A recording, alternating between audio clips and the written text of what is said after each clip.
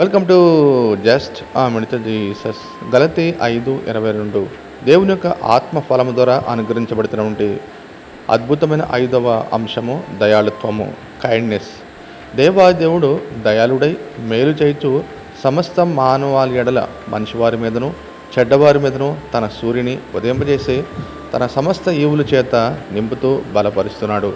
దేవుని యొక్క దయార్థ హృదయాన్ని కలిగిన మనము ఇతరుల ఎడల మనము సమాజంలో దేవుని యొక్క దయాళత్వాన్ని చూపేవారంగా ఉండాలి.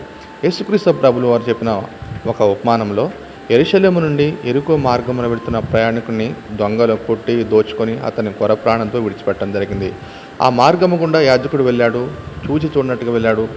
లేవీయుడు వెళ్ళాడు, చూచి చూడనట్టుగా వెళ్ళాడు. కానీ సమరయుడు వచ్చి తన వాహనం మీద ఎక్కించుకొని హాస్పిటల్ తీసుకొని బాగు చేయడం జరిగింది. సో అలాంటి జాలి కలిగిన హృదయాన్ని, దయాళత్వాన్ని కలిగి దేవుని మహిమ పరిచే వారముగా ఉందముగాక. ఆమేన్.